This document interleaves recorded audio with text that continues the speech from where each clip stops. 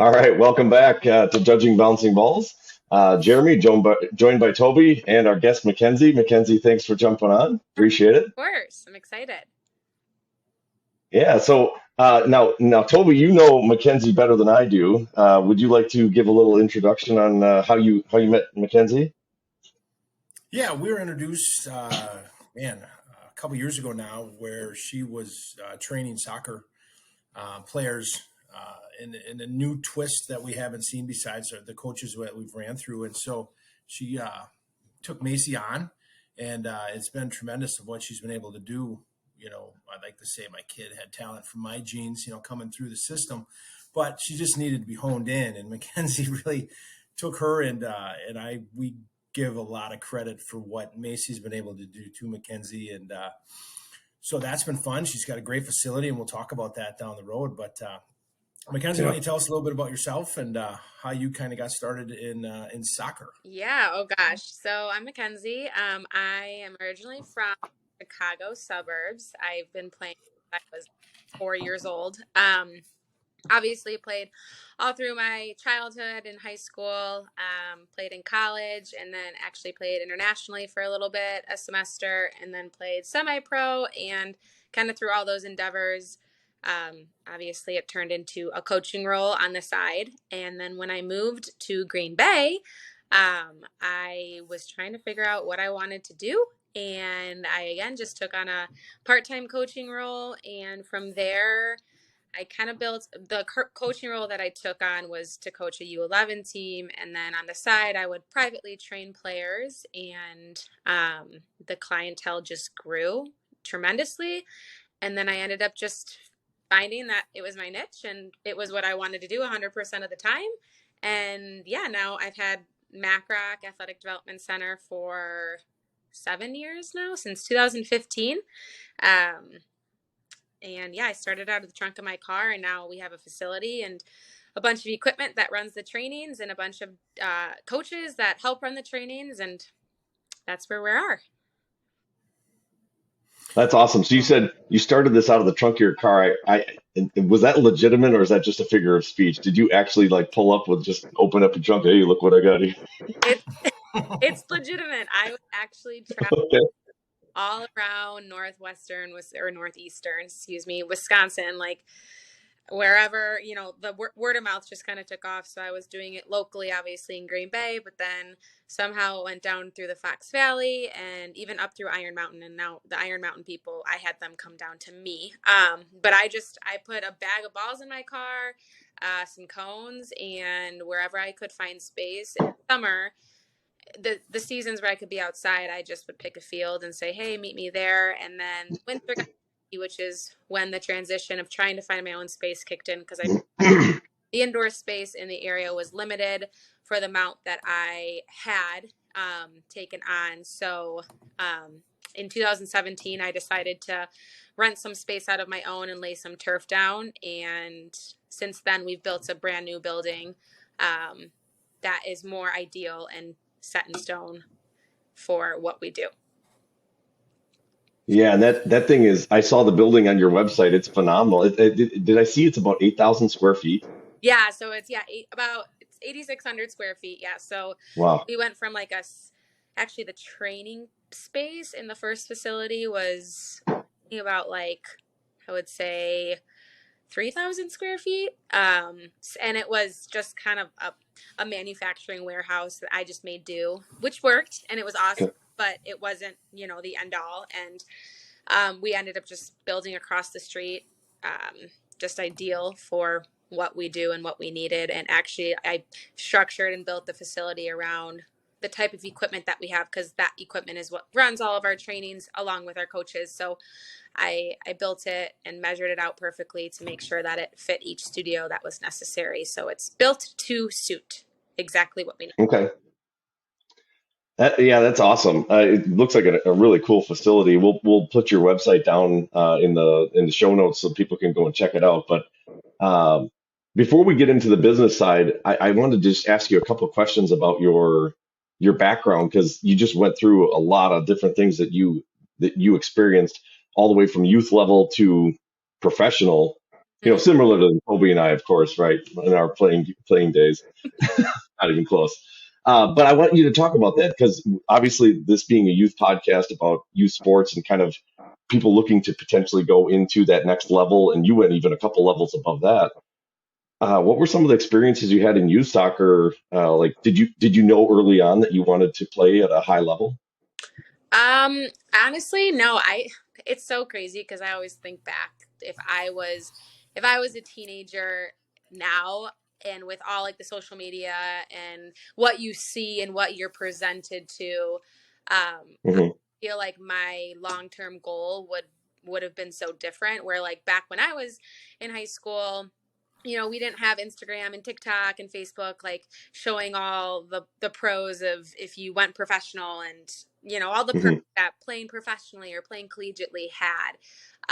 So I was just kind of low key with it. I mean, I was an elite player and I traveled a lot and my parents invested a lot of time and money into doing all that for me, but never really pressured me into playing like beyond high school. So I actually, through high school, I made the decision just in the midst of like, I don't know, I would say like my junior year that I didn't want to play collegiately once coaches were starting to recruit me.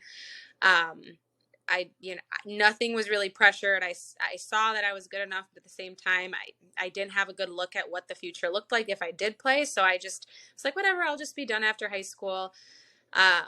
And then my senior year of high school, once I had chosen where I wanted to go to school just because of academics and location, my club coach was like, "Hey, I know you turned down like all the recruitment letters that you received, and I know that you were saying you didn't really want to play, but now that you've chose your school, like, would you be willing to potentially train to then try out for their team?" And I was like, "Sure, but whatever. I'm not going to make it." For me, I went to University of Arizona, so they're D1. I don't think I was even looking at D1 schools from a recruitment standpoint to begin with. But I ended up training and just like, again, I was still super low key about it, went into the tryout as if it was just like another practice to just have fun because I didn't think there was any way that I'd do it. And then in the midst of tryouts, I realized I'm like, oh, wow, I can do this. And then I ended up making it. And that kind of took me through um, that whole endeavor. So Huh. I didn't really have that vision growing up. I mean, I knew I wanted to play long term, but the professional world, the collegiate world and the professional world weren't as uh, not prominent because it was obviously as prominent as it is now, but it wasn't shown to me or presented Hmm. to me in the way it is nowadays. And I somewhat envy all these teenage athletes because they can see that and they can kind of set their goals on that because what's in front of them on their phone every day and they see all these college programs have such great showcasing on their platforms and then obviously the professional leagues do too, so it's just something that hooks you a little bit sooner. And I just always think like, oh, I wonder if I was a teenager now, like what my goal would be if I was as elite in soccer as I was. So Huh. That's an interesting I, story. I mean, it's not typical that you'd hear that. So that's actually really kind of cool.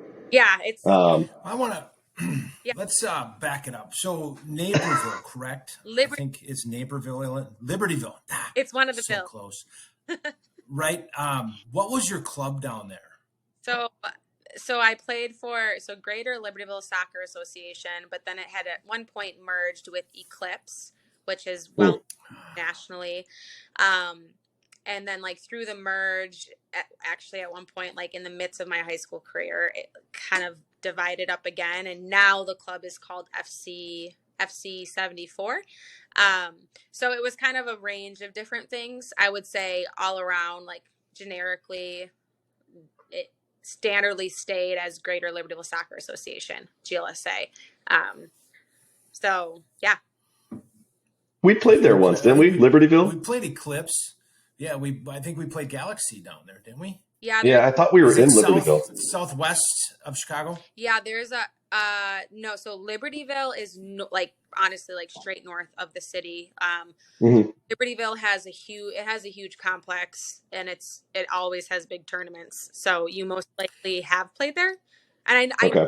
I know speaking with Macy on her travels that she has said that she's been there. So Yeah. I think we played there in that, and it was like 20 degrees. It was early Yes, spring. It was cold. And I that think we sounds. beat Eclipse, I'll be honest. We beat Evolution. Now Galaxies beat us. That's the one. But that they recruit and pay players, I swear to God. They cheat. They do everything wrong. But it's Chicago, right? I mean, it's all part of the You gotta game. grease some palms. We're all good church-going people up here that don't cheat, and then we run into the big city folk and they beat We're, us down. we're no good. Yeah. So did you play any grades? Did they have grade school soccer? Yeah, well, yeah, but I mean, I played primarily through the club, and then like up until 8th grade, I played like I did all different sports. So like honestly, from like I feel like 5th grade to 8th grade, I did soccer, I did basketball, volleyball, cheerleading, track, like, and then obviously you get to high school and you have to make a decision. So that's when I kind of Was there another sport that you liked more than soccer? no, I mean, I think I really actually enjoyed volleyball, but I wasn't good at it. So I was like, this isn't really happening. But I ended up, I did like track a lot because I liked the quick sprints, but I knew going into high school, I wasn't going to be able to do track because it was the same season as women's soccer. I actually ended up doing cross country in the fall along with club soccer in the fall. And then in the spring, I did high school soccer. So How did you One of like our big cross country? topics My is daughter just did that. She did cross country and fall soccer, club soccer. How'd you like it?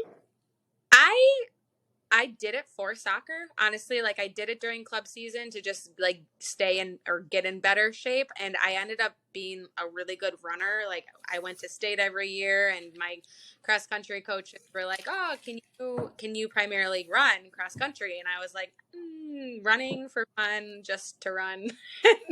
And like, I just knew that my focus was soccer. So I just had fun with it and enjoyed the success with it. I would say one thing I didn't like is I always got shin splints because I would go Mm. from my cleats to my running to the spikes, and that was one big hurdle I constantly had to figure out and work through every season. But it was fun because I was good at it. So I wasn't just doing it just to run. I was actually doing it to compete. So it kept it exciting.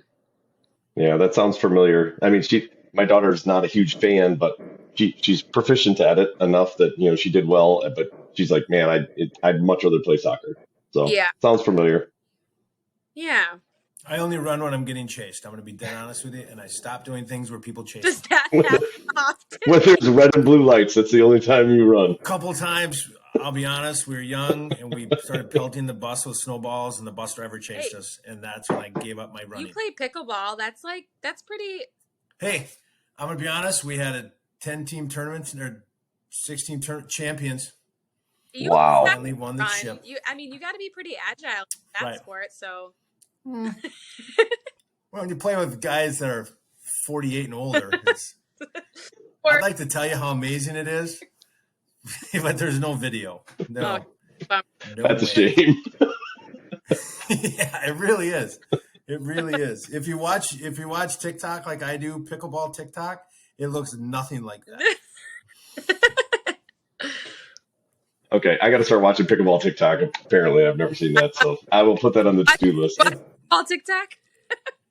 I just search TikTok on pickleball on TikTok, and you can watch all the professionals. It's amazing. Awesome. It eats up a lot of time, though. Yeah. Okay, fair enough. But getting back, so one of the big things that we talk about is the high school sports versus club, and how Mhm. we feel the high school sports is getting left behind.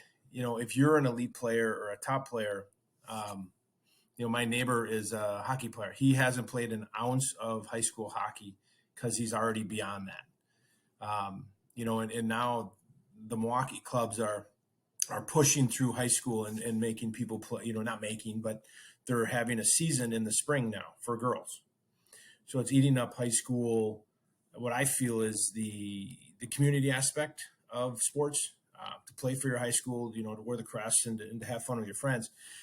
Do you see in your trainings, are people looking to play more club, or do you still see, based on kind of we're in a smaller area, that high school is still prevalent? I would say it's kind of a mix. I think because you get okay, so typically the teams that for I'm talking more so from the female side, just because I'm more familiar with that from the ECNL level, which is the league at which technically the teams play all year round. And those are the teams that travel nationally, so that they go all over the place. And those teams I'm not familiar with any club that hosts teams as such from the ECNL level up in Green Bay. So from the girls and boys that travel down to Milwaukee or go to Madison or outside of Green Bay and join, like I know FC Wisconsin's a big one that they showcase ECNL teams.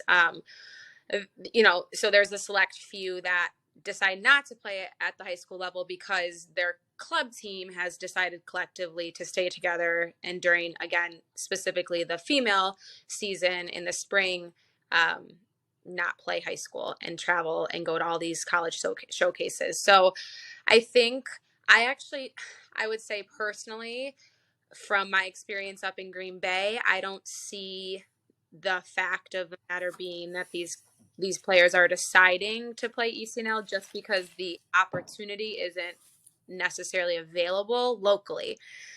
So therefore, like they're not traveling down to Milwaukee or Madison to practice.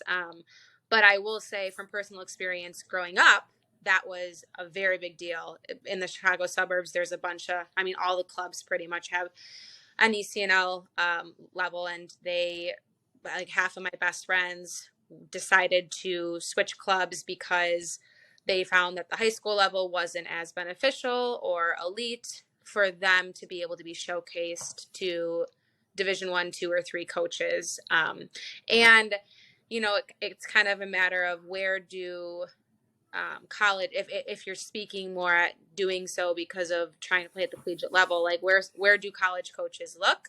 And I think that shifts per state as well. And like, for example, I think a lot of the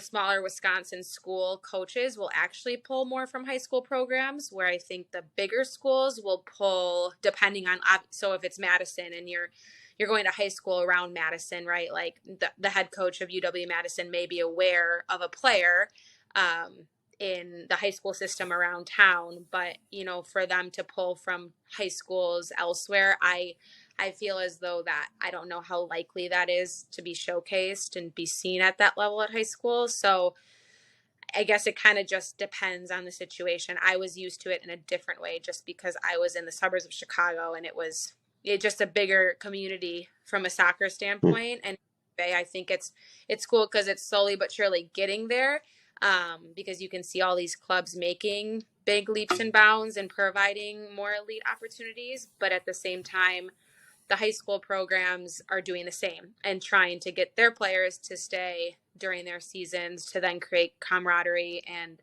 an environment that provides elite players. I think the only kickback to that is at the high school programs, you're more likely to get players that have played all their lives, but also that have just started playing. So that's where it becomes hard, because then how many players do you have trying out for the team? And if it's limited, then you mesh more of the recreational players with the elite players. If it's not as limited, you make 2 teams, right? You make a JV team and a varsity team, and then the varsity team is high end, where the JV team is more fundamental. So I think that's the hardship, is just trying to get a good niche of players, and due to the high school programs being willing and honest to take on anybody, rightfully so. Some high schools cut, some don't. It really just depends on what they decide. But I think that's where it gets a little tough for players that are looking to play at a high level, but sometimes get stuck playing with players that are not bad players. They just haven't been used to playing at a quick level. So if that makes sense. Yeah. Huh. It does make sense, but it's also one of those that it's just unfortunate. Like I understand it. I think that's what we've talked about too. It makes sense, but it's unfortunate to see the high schools kind of lose players, because then it waters it down even more. If like your best players are going to club and not playing high school, then it waters it down to even more of a fundamental game rather than a higher level soccer, which is just too bad.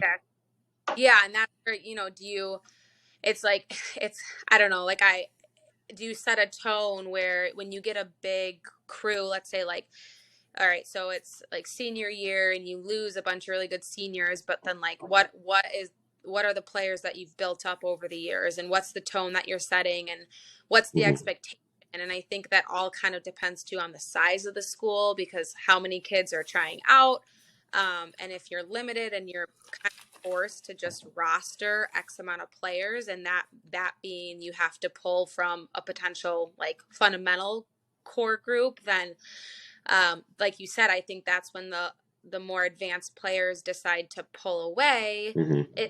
Those that are looking to take that season to gain awareness and conversation with potential recruitment with potential recruits that they feel as though maybe that won't be found, or that they won't be able to showcase themselves to the extent that they would be in a different situation.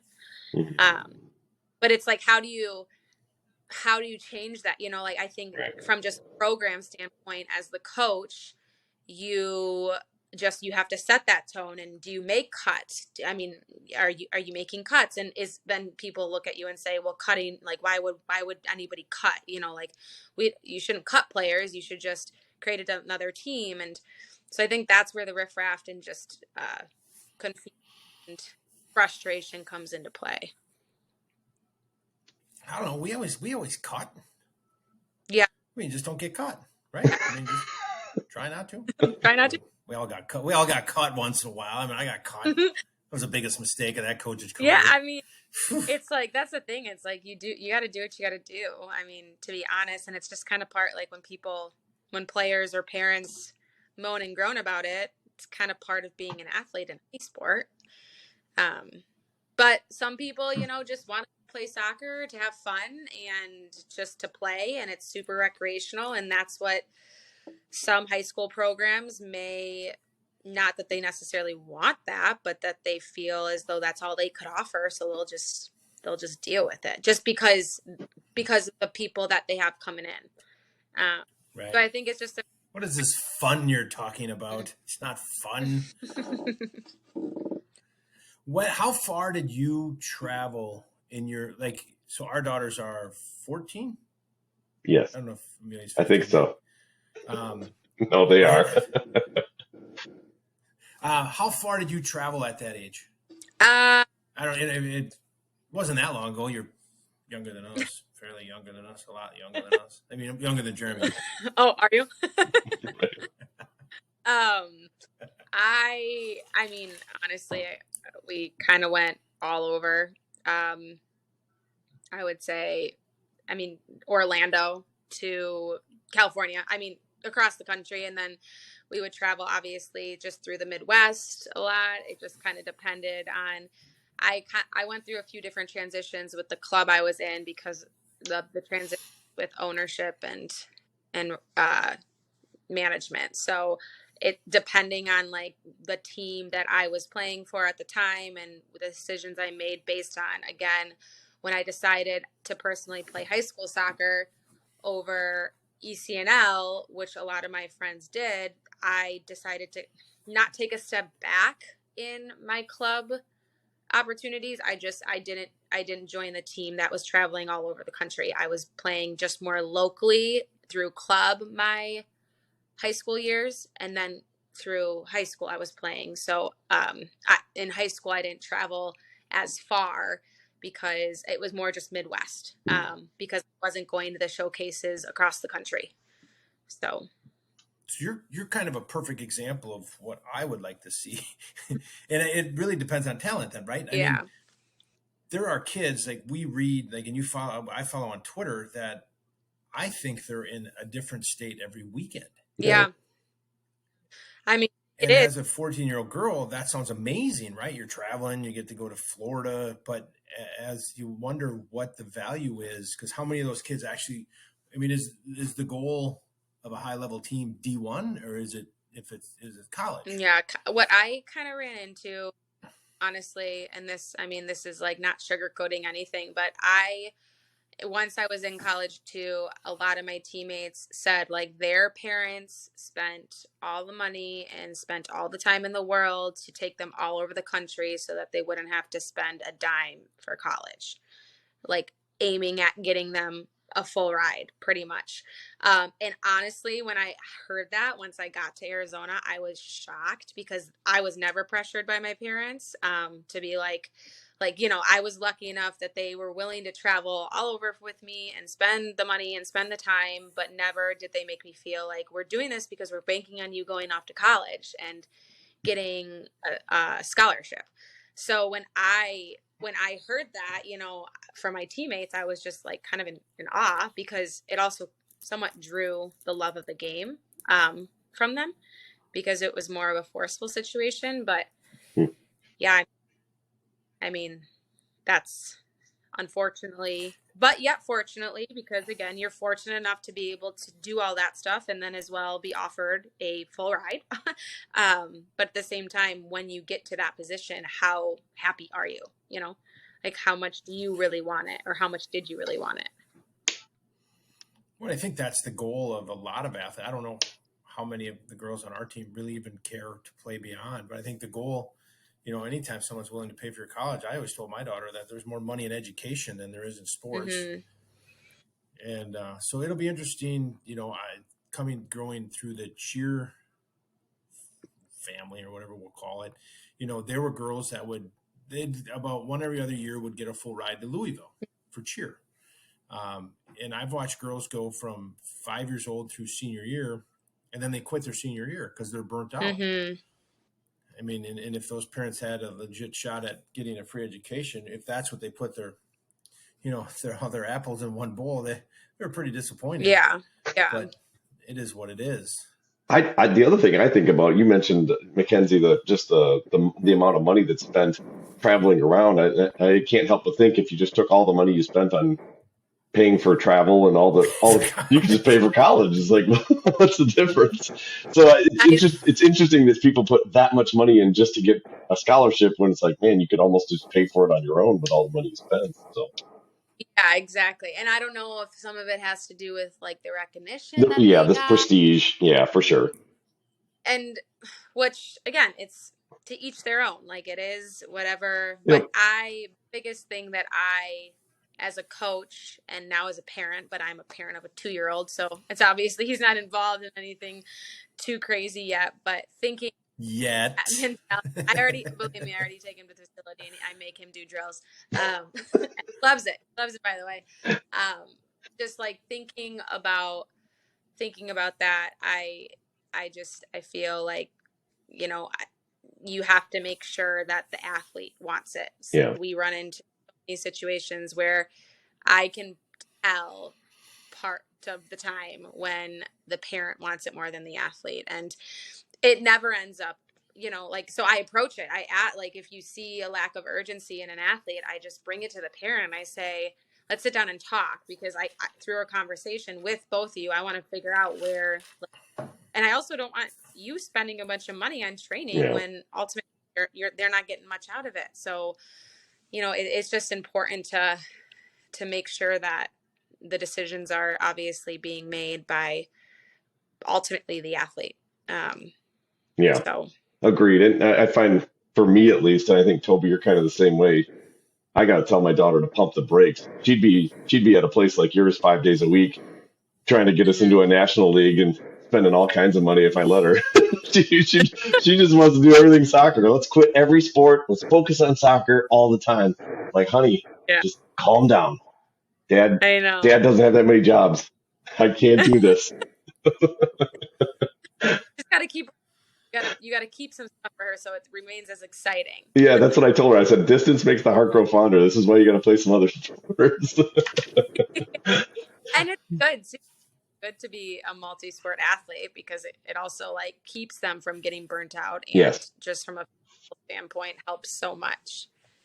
Agreed.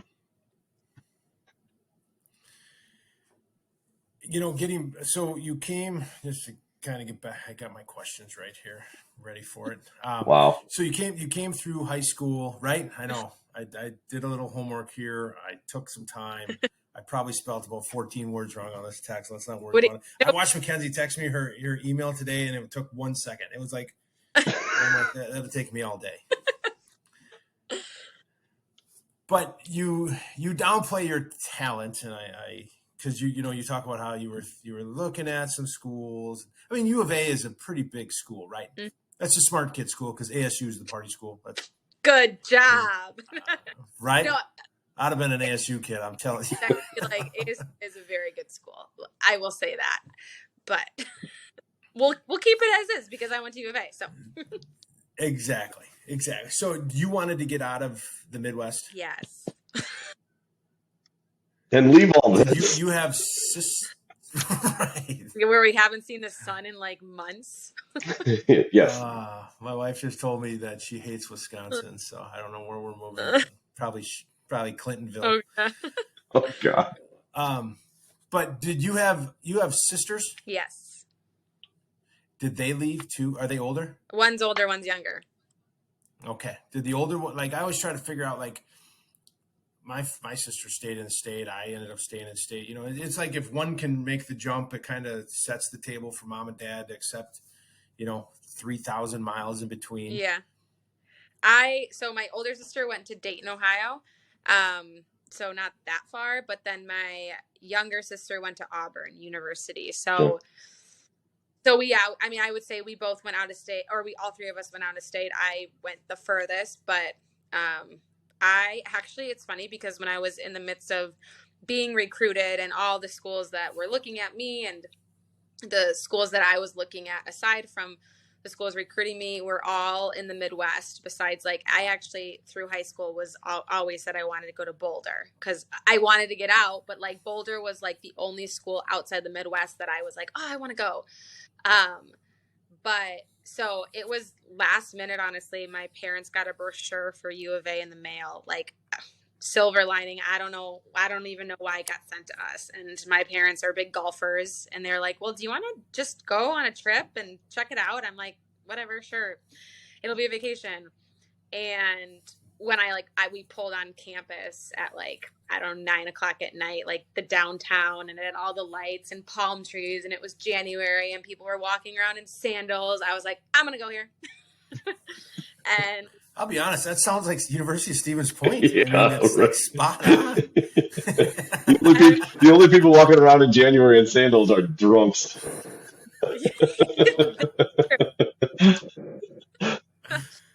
It was a gimme. And my parents were all for it too, because they love to like golf, and just they were like, every time we come, it'll just be like a mini vacation. So it was funny because then I got home and I just dropped every single I dropped every single application and acceptance that I got. So it was cool that I got to leave the Midwest. And it's interesting because soccer specifically is so different. It's not different. I should say. The build of the players are different. Like, I'll say it this way, a back line. So like whether you're playing 3 in the back or 4 in the back, when I was like on the teams I played on and against, the girls were like built, like buff, right? It's like, and I'll explain why I say it this way. But when I got out to Arizona, the back line was like these tall, not scrawny, but like fit, but like skinny girls. I'm like, oh my gosh, that's not what a center back looks like. And I always just made the joke, it's because we hibernate in the winter and like, it's like I'm not. But the game wasn't, I mean, honestly, the speed of play, but I also have a feeling that had to do with the fact that I was all automatically in college and not playing club soccer anymore. But it was just like a completely different experience than I ever was used to. And it was a big eye opener just because it was different. It was different than things that I were used to and girls that I was used to playing with and philosophies. And so it was a cool experience, though. I definitely learned a lot. Did they take pretty good care? I mean, like football is always number one, right? Like we done the tour at UW-Madison, Mason City Camp, and they gave us a facility tour, and they won't let us go in the football locker room, but they're like, oh, here's the women's soccer team, and they had like these lockers came from the men's football team. Like, thanks for the hand me down. Yeah, right. No, they did. I mean, it was like the field at U of A is off campus, so it's not like on campus like the football field and the baseball field and the pool and everything. So, but we still had the locker room and we got all the gear and we got to work out in the same facilities and had all the, I mean, yeah, it was the same. I mean, we didn't get the nice cars that the football players got. Whoa. This accusations are, we don't need to be going national. This is pre-NIL money. Accusations. Right. Were they any good back then? U of A. It depended on the year that I was there. Okay. Honestly, the basketball team is more exciting, I would say. They were good. Yeah, they were good. Actually, they had a big scandal. The coach got caught like 2 years ago. Yeah. See, everyone knows.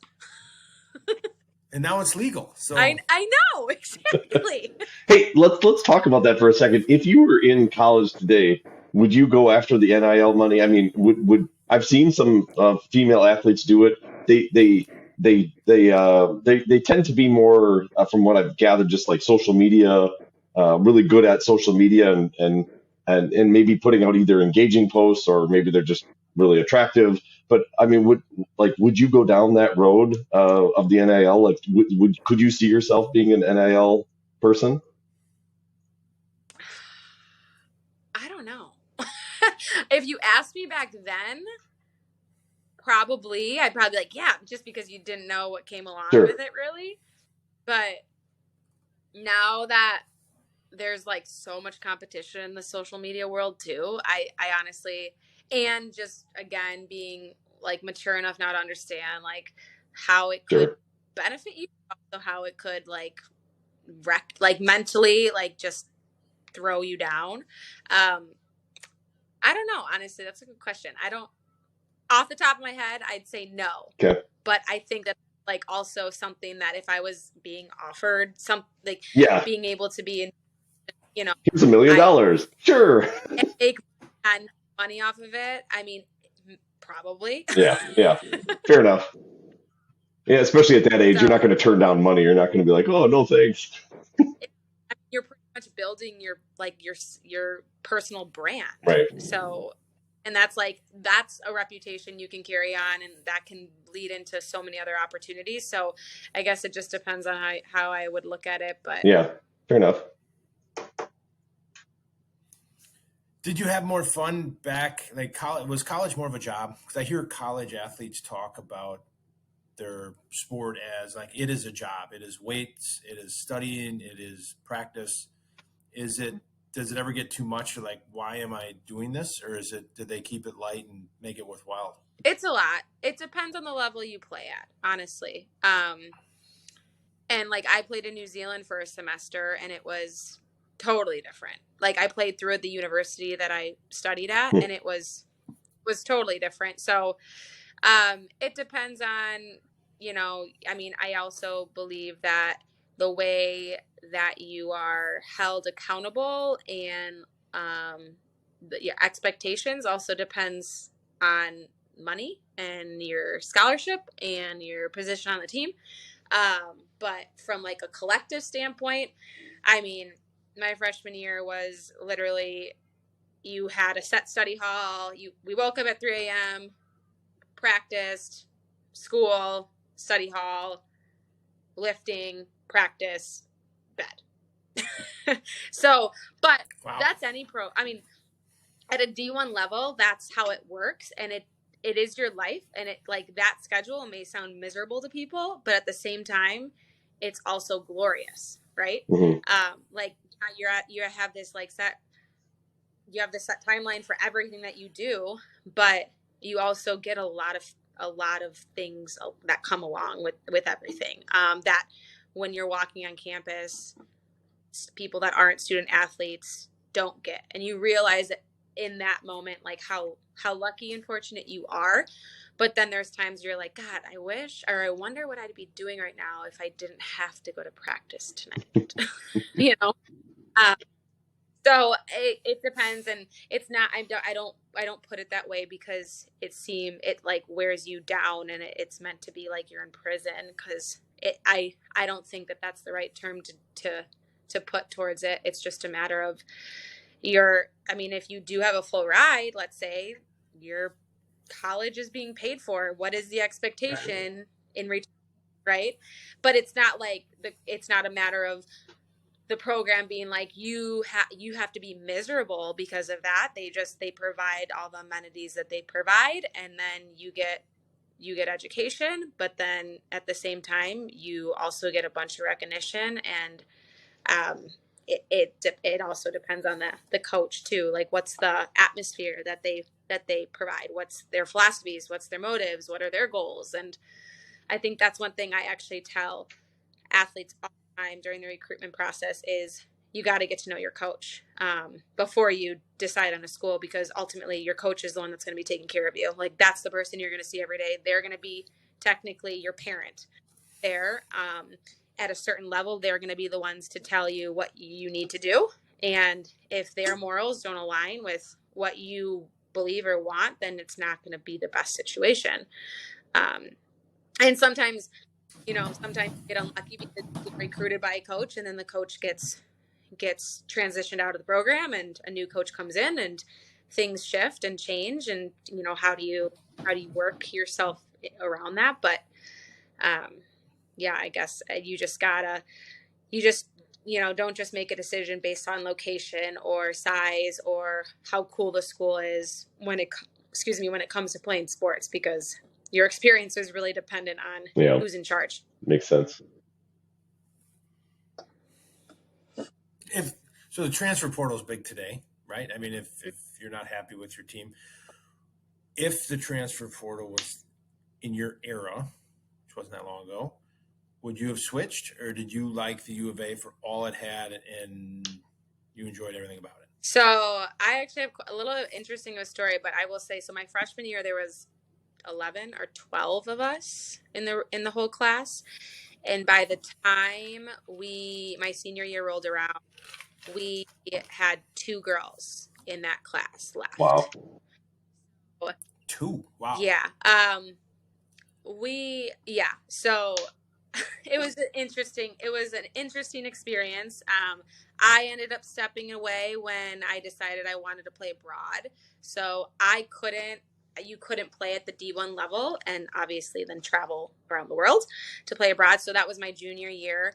I went abroad, and I think they ended up actually getting a new coach shortly after I graduated. But that's why I speak so, not highly, but I'm not afraid to say, like, hey, because I walked on to U of A. I wasn't recruited by them. I showed up at the tryout and made it. And I didn't have the opportunity to get to know the coach. Like, they just called me when I left tryouts, and they're like, hey, we want you back. You have to be back here in a week. And that was in June of my senior year. I went back, and I loved all of my teammates, but I was in a really rough position as like a player, just because, actually, I don't even know, just because isn't the right term. I don't know why. And I had confronted the situation often just based on how I felt in my experience. And I ultimately decided to make the switch. And then, as you said, the transfer portal, it wasn't a thing, but this goes back to when a lot of my teammates said, in order for me to go to college, my parents are expecting me to play from a financial standpoint. So if they didn't want to play at the U of A because they weren't happy anymore, they had to transfer. And I don't even remember the process that they took. I stayed at U of A. I don't remember the process that they took.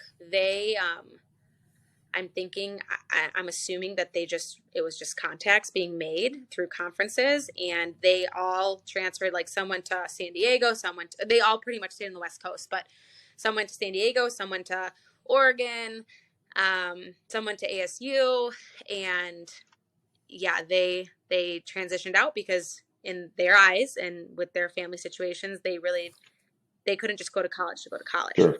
Which again was a big eye opener for me. And not that they just, like, that was the decision that their families had made. And they needed to go somewhere to play and get money. So,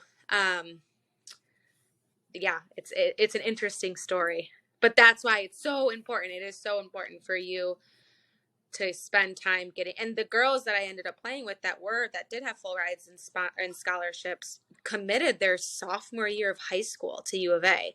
And from my recollection, I'm pretty sure they were recruited by the same coach, but things change obviously. Mm-hmm. And I don't know how much time was put in and invested into actually getting to know the coach. If you just go watch a team play and you see them from the outside looking in and they have good chemistry and they're successful and they're a high level team, then everything looks fine and dandy, right? Yeah. So, and people have different outlooks and perspectives on their experiences. So I guess what I would like to ask you, Yeah, that's Mackenzie, amazing. is you, having gone through that process, if there's somebody listening that's in that age group of, maybe a high school freshman or sophomore thinking about maybe playing at the next level, whether it's D1, D2, D3, what's your best advice that you could give to them on that process, and how they should prepare themselves for it? Because it sounds like it can be a pretty stressful process. I mean, as exciting as it is to pick a school, it can also be pretty stressful. Yeah, I would say the biggest piece of advice that I always say first is these athletes have to remember that they're also interviewing the coaches and the programs that they're looking at. Like, I think a lot of pressure is put on these athletes because they feel like they have to impress. Hmm. They're being interviewed. They're that. And they have to have that same approach with the programs that they're interested in, that they're contacting, that they're looking at, because they're going to find more success once they get to wherever they're going if they take that approach. And they're going to ask questions that they may not ask to coaches that they're just almost intimidated by because they're putting them on the spot. Whereas if they go into something and say, hey, I want to know, like, what's your focus for this team? Yeah. Like, from the players, like, hey, what are your morals? Like, as simple as, like, what's your belief on like free time, and from the littlest thing to the biggest thing. So the athletes just have to remember that this process isn't just them being put on the spot and expected to answer to these coaches. Like, they need to, no matter whether it's a coach that initially reaches out to them or they reach out to a program, they have to ask as many questions and put the coach on the spot as many times as they feel they are, because it's a two-way street, right? Yeah. So that is, like, straight up always my biggest piece of advice. I think I see way too often that athletes are just like, well, what should I say? What do I do? What do I do? I'm like, don't do something because you think you should. Do it because you, like, ask a question because you want to Hmm. know for the sake of your experience if you go there. Don't just ask it because you think it's the right question to ask, because then you're going to go into your playing experience and do the same thing, and you're not successful when you're doing that, right? You're successful when you are doing what you believe Hmm. in. So yeah. Cool. So New Zealand. How'd you end up in New Zealand? Like, that'd be awesome. Again, I just wanted to get away. You throw a dart at a map and, like, hey, put a shrimp She on the did no, she bobby. I don't even know if no, that's New that's Zealand. Australia. But she did the globe thing where you spin it and you just hold your finger and just wait. I was Hey, like the total black, of course. I'm the middle child. So, like, I was a black sheep, and I was just like, people go to Europe all the time. Like, to me, Europe, I never have been to Europe. Europe wasn't cool. Even though it's really cool. I want to Right. go. Like, I'm going to go to the most, like, random place ever.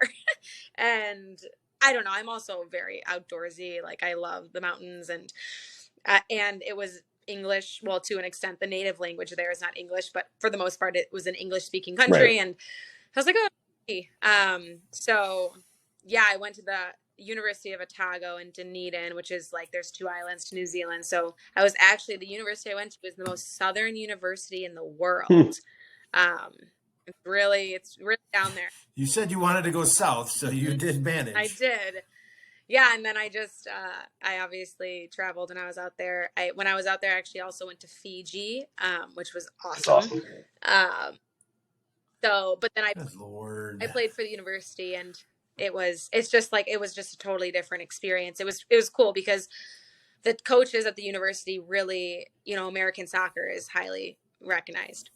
So the coaches at the university actually really looked up to us and admired us and our playing abilities and just like what we brought to the programs because we were Americans, and it was just a different level of play. And so it was cool because you got to play New Zealanders. That's Kiwis, right? Yeah. No, that's amazing. Kiwis, yeah. Their big sport's Yes. rugby. So It's The All Blacks. yes, Did you play rugby while you were They're there? very good. I went to a few All Blacks game, or no, I went to one because then the one I went to I don't remember if it was through the university or if it was just like the professional club team in the city, but it's like American football when you go to these things. It's crazy. It's so cool. I had no idea what was going on, but it was so cool. Yeah, the best. They were the best in the world. I think it was them and the Australian Springboks. I think was their big rival. That two.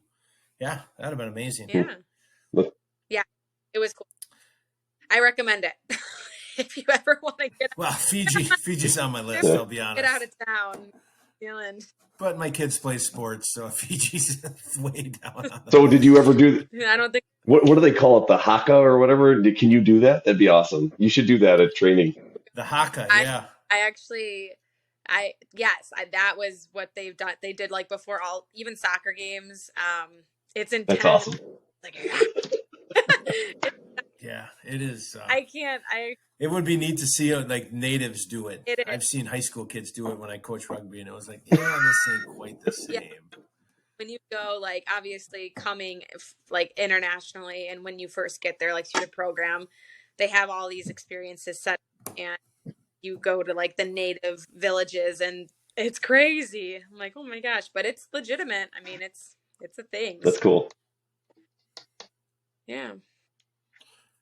So you leave New Zealand. Now you head back to the States? Yep. Or did you go to some other fabulous country and live a dream of soccer and fun? No, I went back to Arizona for my senior year, and then that's when like I started training to try and play professionally. Because I just, of course, like just soccer is my life. And for some reason I just can't get away from it to this day. See, that's awesome. So, and you said like you could not play you couldn't play your senior year, correct? So my senior year, I played for it was pretty much considered club.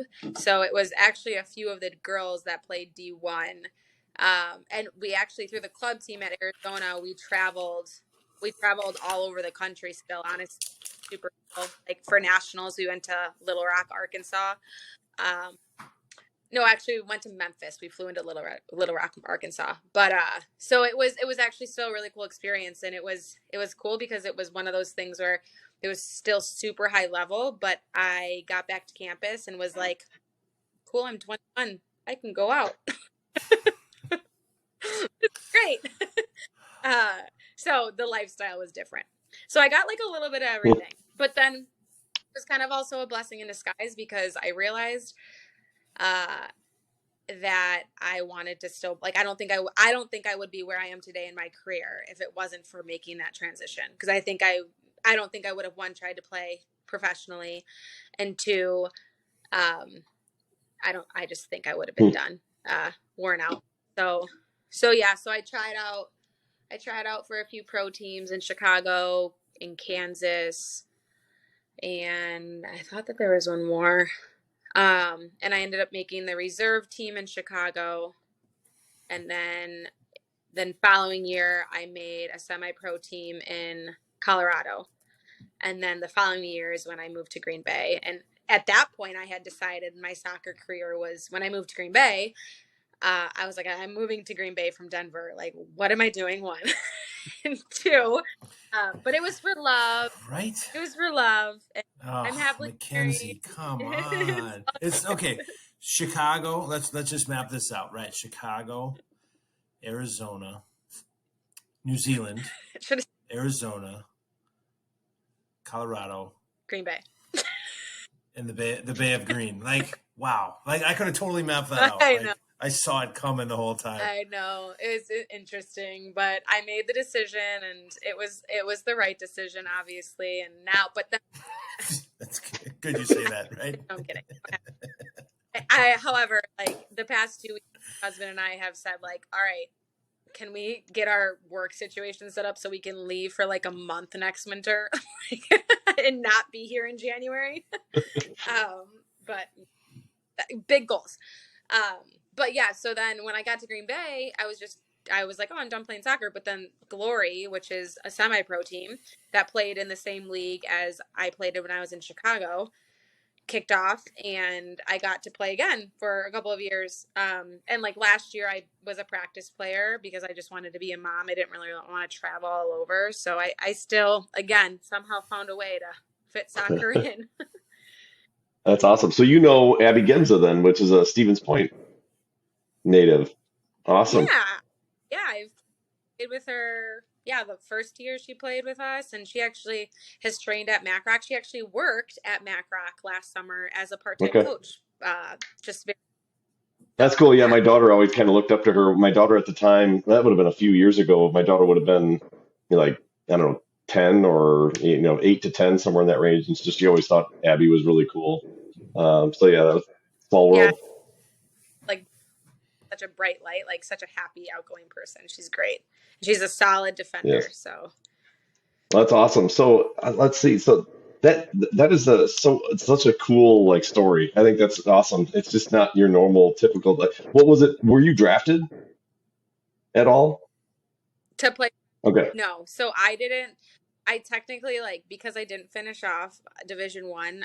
I don't even know. Yeah, I don't think that you can even like enter into the Okay. draft as that. And this is honestly a dumb question, but not a question, dumb statement.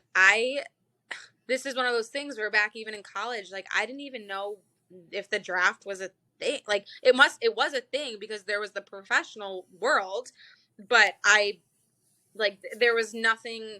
Instagram, social media, like wasn't a big thing, so there was nothing like in my Yeah. face telling me all the time like this is of opportunity. So I can't even recall like even the girls that I played with that ended up so the girls that I played with that ended up professional, like legitimate, like played on the top, like the first teams. I played against them on like the reserve Okay. teams. So I don't know if it was more of a feeder program Mhm. process. But no, yeah. So I wasn't drafted. Chicago was my hometown, and I actually played the head coach, who is actually no longer in the system due to all of the arousement that happened with players and coaches in the NWSL over the last couple of years. He was the DOC and my coach growing up. And I kind of knew going into tryouts that he potentially wasn't going to accept me just because of history. But it was home. Like, I'm like, oh, it's Chicago, whatever. So whether it was, did I hold my own? Yes. But there was also like whether I was considered good enough or not, or my size, whatever it may be. But I decided just because it was convenient that Chicago was a good place to start. And then I knew I knew at the end of the season that I wasn't going to get a position on the full team, on the first team. So that's when I decided like, oh, I might as well travel. Like I'm 2 years out of school. I'll just go out to Arizona. I also had like a part-time job just because as a semi-pro, you get a lot paid for, but you Get don't paid. get Yep. paid. So I had to make some money. And so I just kind of took advantage of it. And then when things kind of fell into place and I just decided to call it, and I don't like to say call it quits, but I decided to ultimately stop playing because of the move, then that's what happened. Interesting. Yeah. I'm trying to think if there's anything else exciting I about did have a this. question for you. So what years did you play at Arizona? 2010 to 14. Did I graduate in 14? Okay, so Yeah. did you guys ever play New Mexico? Like Yeah. University of New Mexico? They're not in the Okay. Pac-12. Well, back then, Because so we do would you not. remember the player that went famous from New Mexico, Elizabeth Lambert? He was the ponytail girl, the I one that yanked that girl down. oh, And I wondered if Oh, you, Yeah, she was the one. yeah, I was just curious if you guys ever played because she was 2009 when she got famous. I was curious if you ever played it.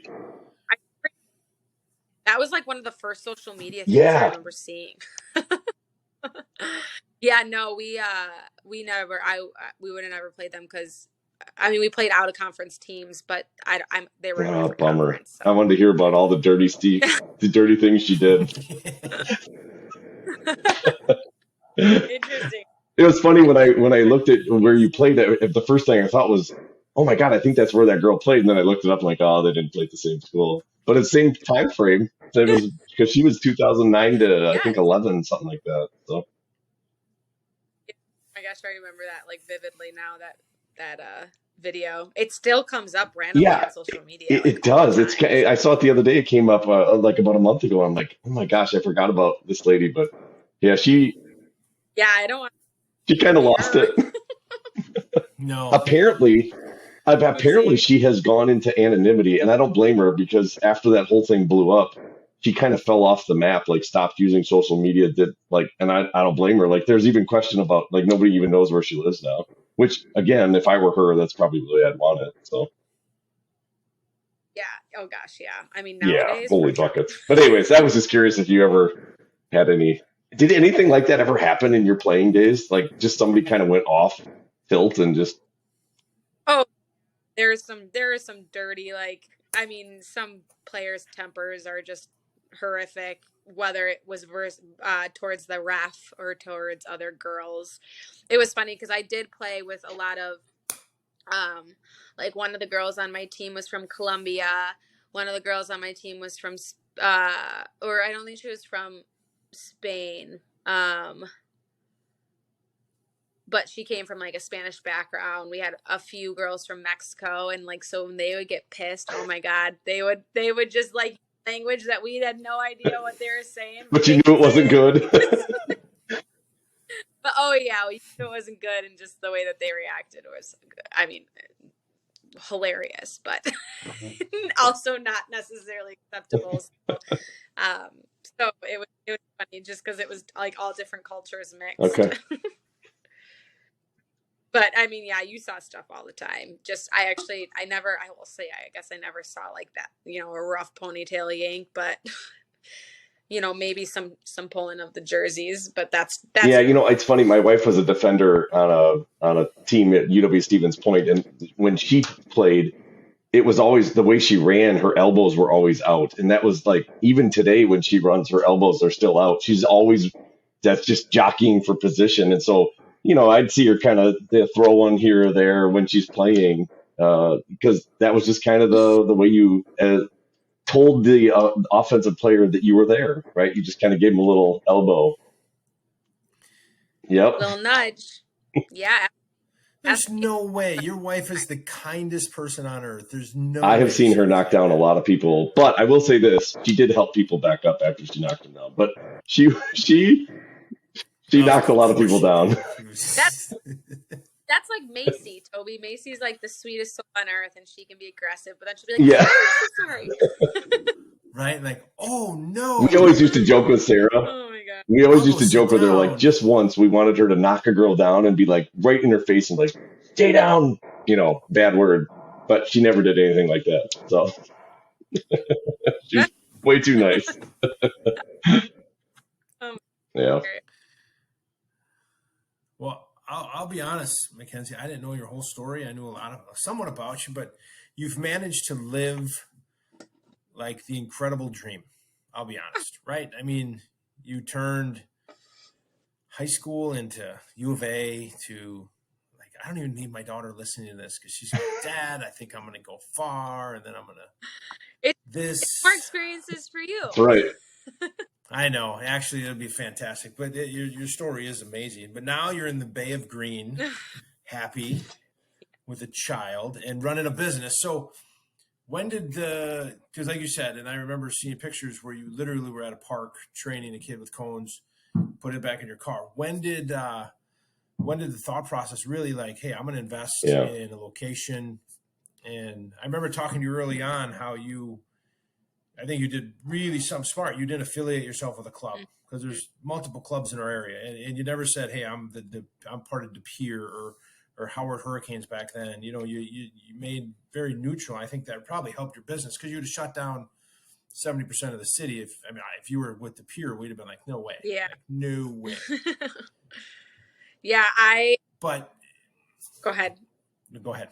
I was going to say, then when did you look at it and say, you know what, this is something I can do and make a living out of it? Yeah, so I think when I first moved up here, I realized that there wasn't anybody that really privately trained, and especially, I shouldn't say anybody, but more so from the female side of things. Like I was not one of the first, but I was one of the only female coaches that at least I knew of in the area that did individual training. And with the reputation that I had brought with me, I think that really helped grow people knew what my story was to an extent and where I played. And with that background, people, trusted and invested in what I had to offer, which I was very thankful and gracious for.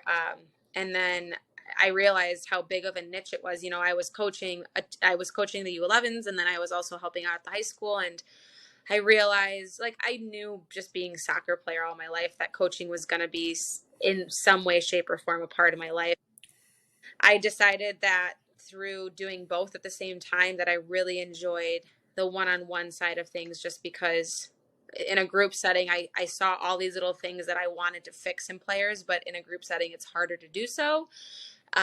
So I started, pulling players aside more and more, but then I realized, like, hey, this is a huge niche. It's great. People keep wanting it. And I can honestly make my own schedule with it. I also don't have to be gone on weekends all the time. Like, what I was thinking in advance. So, like, in the future, like when I want to start a family, do I want to be in a coaching role that consists of traveling all over the state or country on the weekends?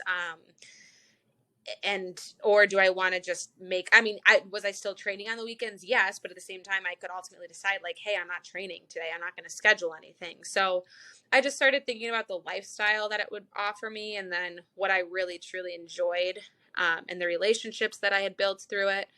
So that's kind of, and because I was affiliated with a club and a high school at the time, I could have continued to do both, but I was training people from all over the place. And I realized very quickly, and not that this is only in Green Bay, but politics in sports is people can say whatever they want to say. And I didn't want to run into any conflict of interest. So I decided to call it quits from the team aspect of things, just to make things much smoother. And then with that decision, I knew that it was in my best interest to keep myself unaffiliated with any club with any club system, any high school. And it was, from like a staffing standpoint to also, it was a hard thing to do because one, people are like, do I really believe you? And then two, you try and find coaches that aren't a part of any or aren't affiliated with any program, and that's hard to do. But I've stuck to my guns on it, and it's obviously brought in people from all over, and they've respected that they don't feel the pressure or politics of whatever comes along with the affiliation of what a club would bring. So the one thing I would say for people that have not heard of MacRoc is to check it out online, because it's not just an open piece of turf. There's turf, but you also have like one of a kind equipment in the area that is not. I know when you brought in the not the Toka, lights icon. Yeah, the icon. It was like the first one in the United States, like there was very few of them around, and it's helped Macy with her feet, her passing, and then the shot board with the lights. It's amazing what they're able to do with technology today in a smaller space. Because you're not going to have a 30,000 square foot arena. You now have 8,000 feet. Yeah, minus the little office space. Yeah, 8,600 square feet. Yeah. And what you're able to do in there is unbelievable, and it's really impressive. Yeah, it definitely. People always think like, oh, you can't run a indoor soccer business.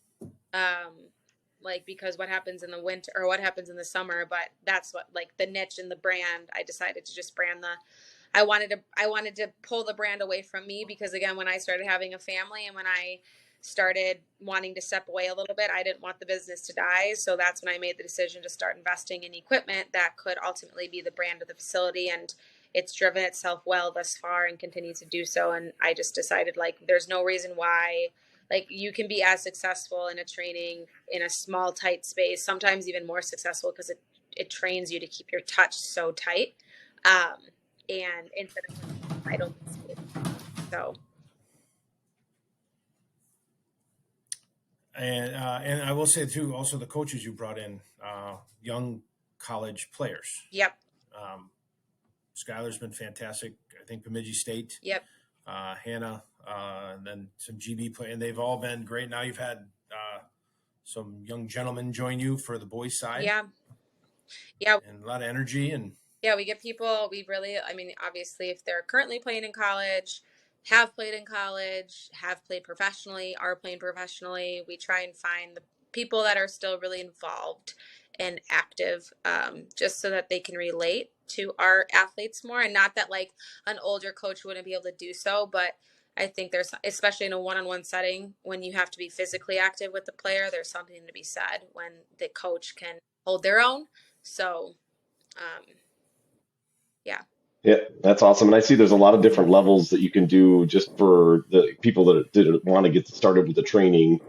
Anything you'd like to add on that? Obviously, we'll link to the site, but is there anything you want to add on that if people are looking at it? I mean, honestly, we do beyond just those levels. We do classes, we do 3v3s, we do a little bit of everything. And we're super, like, for me, I want to make it work for anybody who's willing to train and wanting to train. I don't want to, if, for example, we have people that come from outside of Green Bay, so we have people that come from Iron Mountain or Wausau or down south, and their schedule doesn't allow them to necessarily come up on, like, a consistent basis. So that said, like, it's just, we're flexible to work with your schedule and to make sure, like, you're able to make the most out of what you're paying for and not lose out on it. Yeah, I kind of wondered about that if I ever came over, it would be a haul, an hour and a half. But I showed my daughter, and she's like, "Oh, that looks awesome." I'm like, well, we'll see. We will see. Yeah, It'd be fun. It's just fitting it in. I mean, that's the biggest challenge because you're talking about a 3 hour drive to, it's about an hour training, you would assume. yeah. If Yeah. you do one Yeah. session, yeah, it's an hour. So we'll have to see. That might be something we'll have to take a peek at because we've never done anything with that. And I know she could definitely use it. So that's for sure. Yeah. All right, cool. We'll have to talk about that. So let's see. I was trying to think if there was anything else that I hadn't really covered. Is there anything else that we should know, maybe from your perspective, that we haven't covered? I know we talked a lot about your career. You gave us a lot of really cool insights. Anything else that you wanted to cover that we didn't talk about? I was going to say the one thing is the Oh, NCSA yeah. Okay.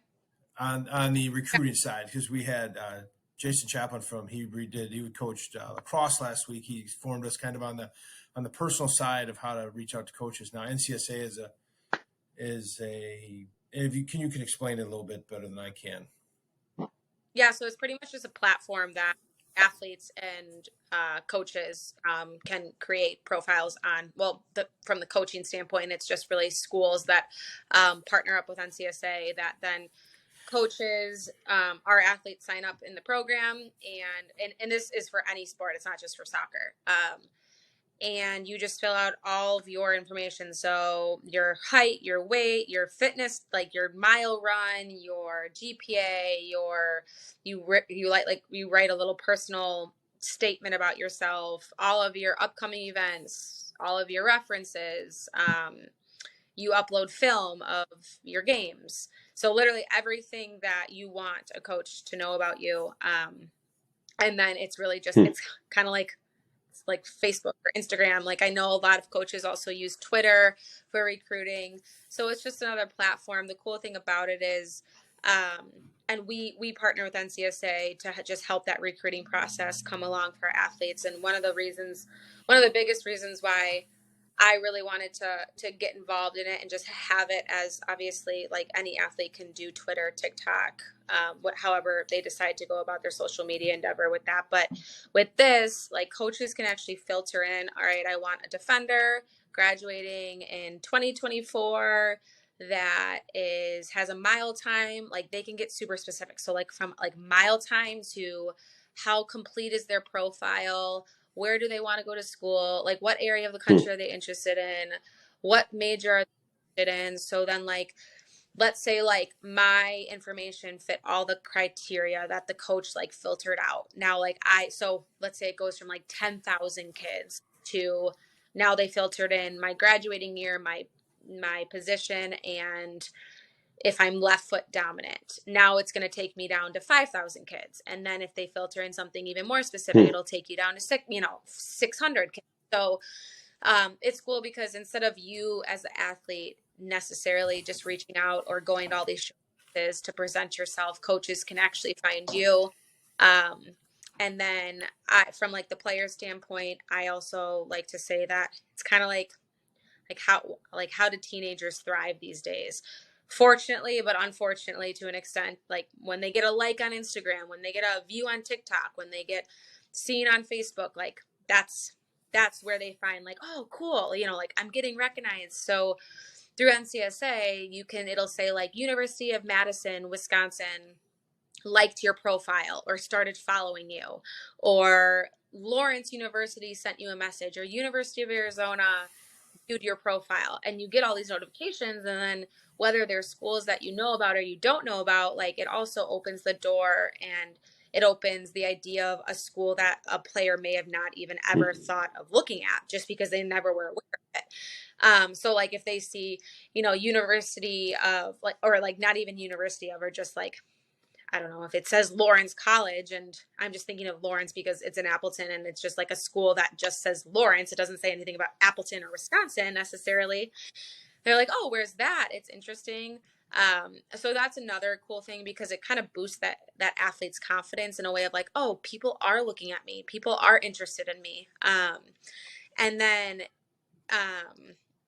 it just all around just provides a area of which the athlete can use and prompt play or coaches on questions and ideas. Like you could type in, all right, I'm a sophomore and I have no idea where I want to go to school, but I want to look outside the box and do this search. Like I could be like, okay, I want to go to school. Like if I wanted to go to school in Colorado, I want to go to school in Colorado. I want to go into business and I want to play women's soccer. And then like you filter that in from the athlete side. And then all of a sudden, like all the schools in Colorado that have women's soccer, that has a major in business. And I could pick like D1, D2, D3. Let's say I only want to play D2. And then all the D2 schools that have business, have women's soccer will pop up. And there may be a bunch of schools that I had no idea about. So it's just and you can type this stuff in on Google too, but this platform, like it streams it like any school that's in the system, which honestly, like a majority of colleges in the States, whether they're active on it in recruiting or not, they are listed on it. So it'll tell you the tuition, it'll tell you in-state, out-state tuition, the population of the school. It's just very informative.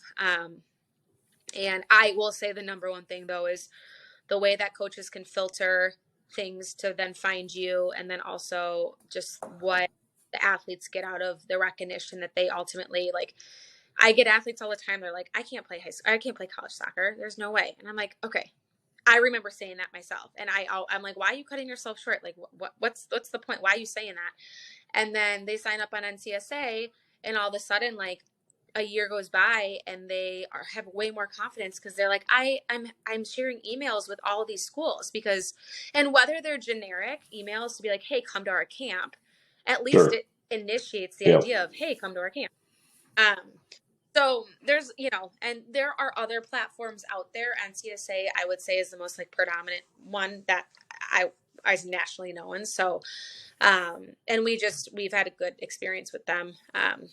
So you can play all different levels with them, based on how much you want out of them, from like film editing to personal recruiters and all that stuff. So that's where like we kind of come in to initiate it, to help you understand and realize like, what do you really need? What do you not need? So that, because we're also there to help through the process, where sometimes like athletes will just sign up and then they don't have like a club coach or a personal trainer also assisting with them. So very cool. Yeah. So that's like, in a nutshell. I guess the last thing I would like to add is just that parents and people often ask me, when's a good time to start training? Like, my kid's only 6. And like, people call me crazy for wanting to spend extra money to train. Now, like, obviously you can consider me biased because I own a personal training business. And I'm not just saying this to get business, but I just say like, hey, even if it's just you going out in the backyard with your kid to like work on the little things, but making sure whoever is working with them knows what they're doing. Just because if you get younger kids, they don't have bad habits to break. Like they're just they don't know any better. But like, we'll start training kids at the age of, like 13, 14, even 12 sometimes. And they're like stuck in their ways a little bit more.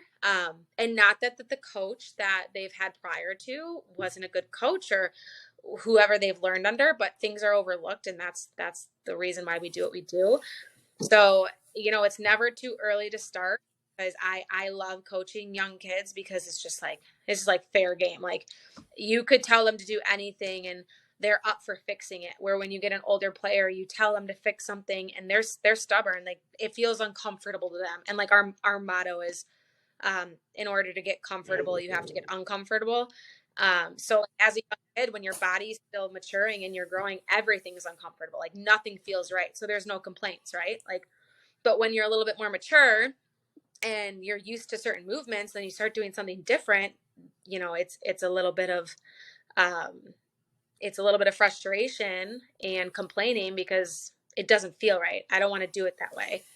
So then it's harder to fix. So from a personal trainer standpoint, in a specific sport, the younger, not to mention muscle memory, right? I was going to say muscle memory can be even if they're willing to train, sometimes your body just naturally does a certain thing, and that could be a problem too.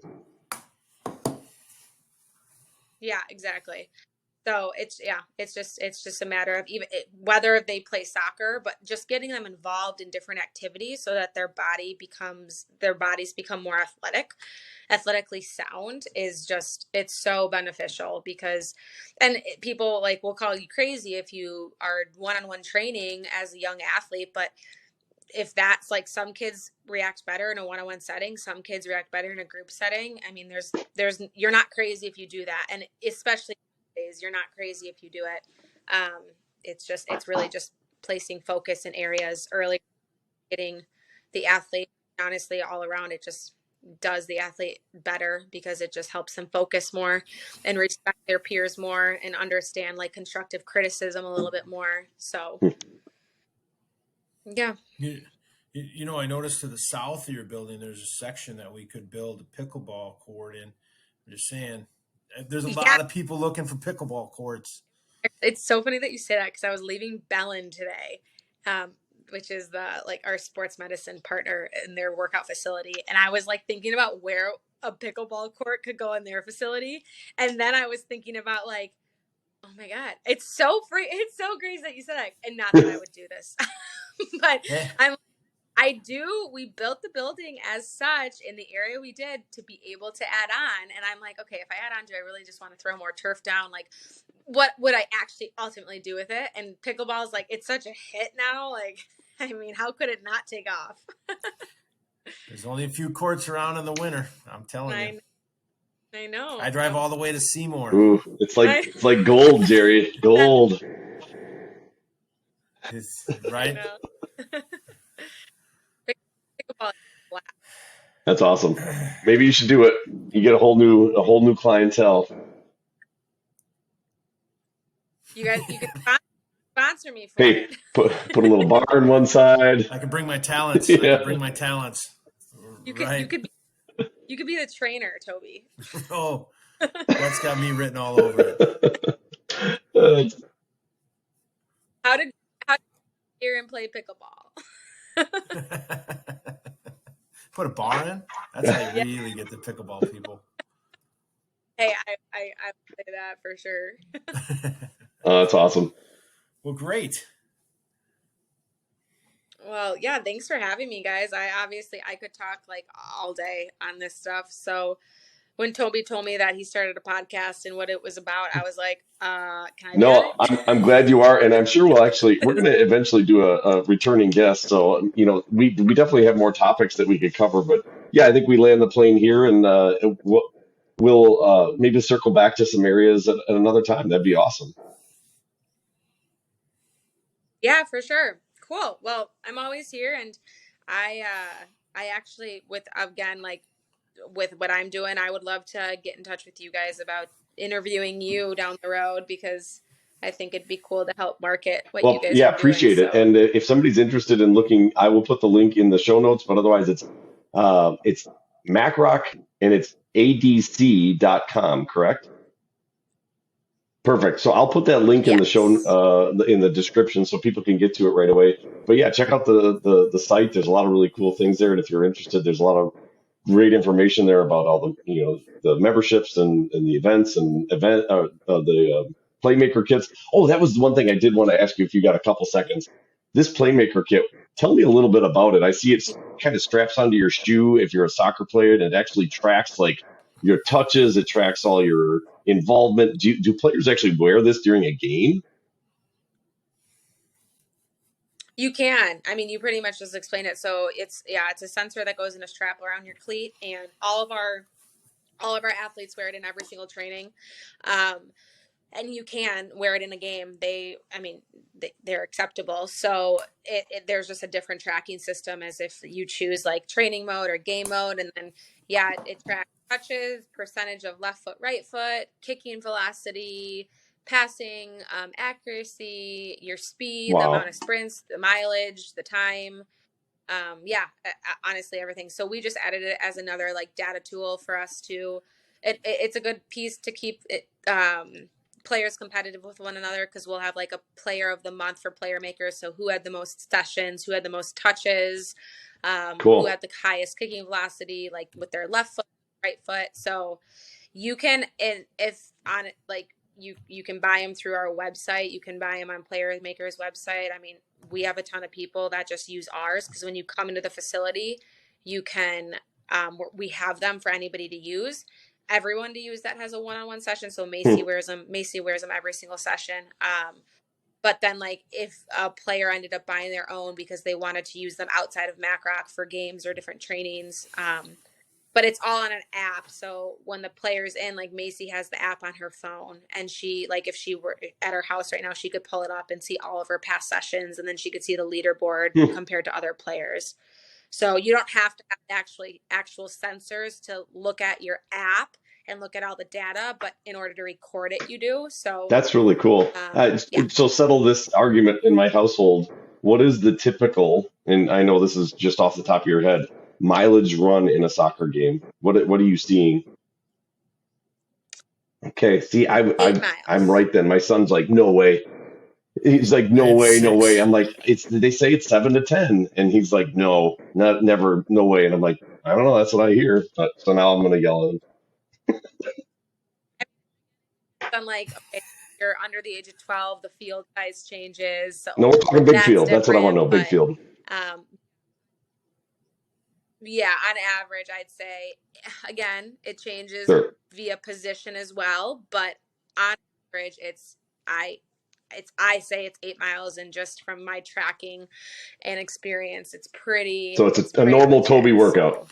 So if I pick one up, well, if I Yep. pick one up next Wednesday and I wear it to pickleball, I'm thinking we're running 4 blocks, maybe 3 blocks, probably 2 blocks, but that's a Blocks, lot. like blocks, like street Like blocks. city blocks. Yeah. I don't know. I Yeah. honestly, you should test it out. I know it's like 18 steps to the beer fridge and then 18 back. So You do that a couple times, you get some For good sure. mileage. Get some good.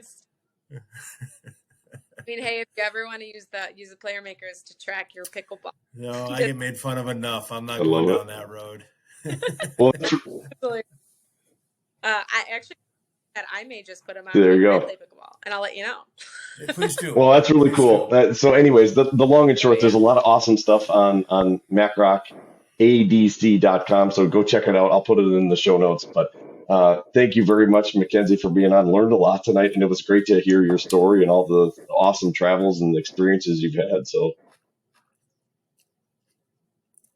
Yeah, well, I appreciate it. I always, like I said, I could talk for hours about it. So stop me whenever needed, but I am happy to join you guys whenever. we'll take you up on I that. That sounds appreciate good. your time.